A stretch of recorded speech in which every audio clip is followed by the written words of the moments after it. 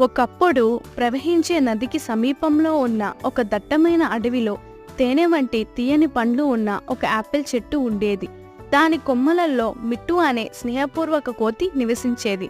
ప్రతిరోజు మిట్టు జ్యూసీ యాపిల్స్ను ఆస్వాదిస్తూ వాటి గొప్ప తీపి రుచిని ఆస్వాదించేవాడు. ఒకరోజు రాజు అనే ముసలి చెట్టు దగ్గరకు వచ్చింది. నది ఒడ్డున విశ్రాంతి తీసుకుంటున్న ముసలిని చూసి మిట్టు దయతో తన చెట్టు నుండి కొన్ని యాపిల్స్లను అతనికి అందించాడు. రాజు వారి తీపి రుచికి ముగ్ధుడై మిట్టుకు పెద్దగా నవ్వుతూ కృతజ్ఞతలు తెలిపాడు. కాలక్రమేణా కోతి మరియు ముసలి గొప్ప స్నేహితులుగా మారాయి. ప్రతిరోజు మిట్టు కొన్ని యాపిల్స్ను రాజుకు విసిరేసేవాడు మరియు వారు గంటల తరబడి కబుర్లు చెప్పుకుంటూ నవ్వుతూ గడిపేవారు. ఒక సాయంత్రం రాజు యాపిల్స్తో ఇంటికి తిరిగి వచ్చాడు. అతని భార్య రాణి కుతూహలంతో, అంత రుచికరమైన యాపిల్స్ నీకు ఎక్కడ దొరికాయి అని అడిగింది.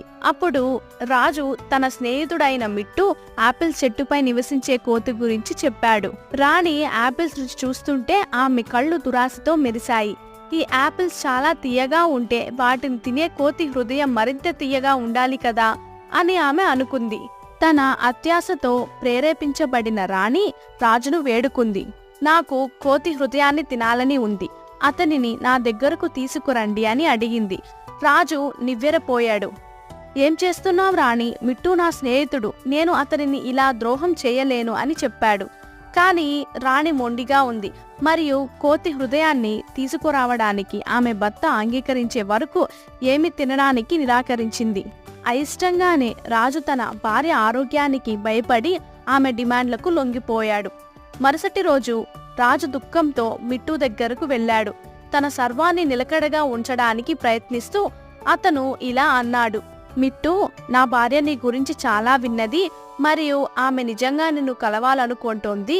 ఆమె మిమ్మల్ని నది అవతల ఉన్న మా ఇంటికి ప్రత్యేక భోజనం కోసం ఆహ్వానించాలనుకుంటున్నారు అని చెప్పింది. మిట్టు ఆహ్వానానికి థ్రిల్ అయ్యాడు, కానీ అతను నదిని ఎలా దాటగలడో తెలియదు.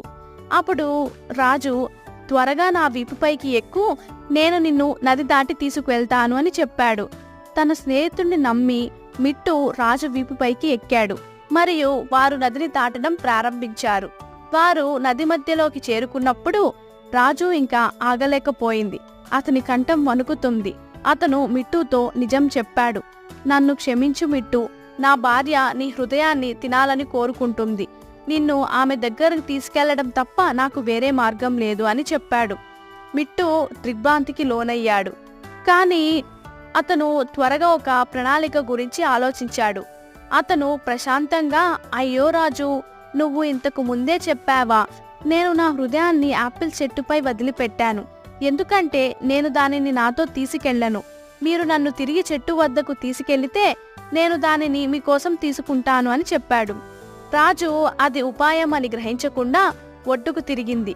వారు చెట్టు వద్దకు చేరుకున్నప్పుడు మిట్టు రాజు వీపు నుండి దూకి చెట్టు కొమ్మలపైకి చేరుకున్నాడు. అప్పుడు మిట్టు ఇలా పిలిచాడు. మూర్ఖ ముసలి, ఎవరైనా తమ హృదయాన్ని ఎలా బయటకు తీయగలరు మరియు దానిని వదిలివేయగలరు? నువ్వు మన స్నేహానికి ద్రోహం చేశావు. నేను నిన్ను ఇంకెప్పుడు నమ్మను. నమ్మకం మరియు స్నేహం యొక్క విలువను అర్థం చేసుకొని సిగ్గుతో రాజు ఒంటరిగా ఇంటికి తిరిగి వచ్చాడు. మిట్టు కూడా తన నమ్మకంతో మరింత జాగ్రత్తగా ఉండడం నేర్చుకున్నాడు మరియు ఆ రోజు నుండి మిట్టు తన తీపి యాపిల్స్ను ప్రశాంతంగా ఆస్వాదించేవాడు మరియు రాజు స్నేహం యొక్క బహుమతిని అభినందించడం నేర్చుకున్నాడు. ఈ కథ యొక్క నీతేంటంటే, స్నేహితుడిని, నమ్మకాన్ని ఎప్పుడూ ద్రోహం చేయకూడదు.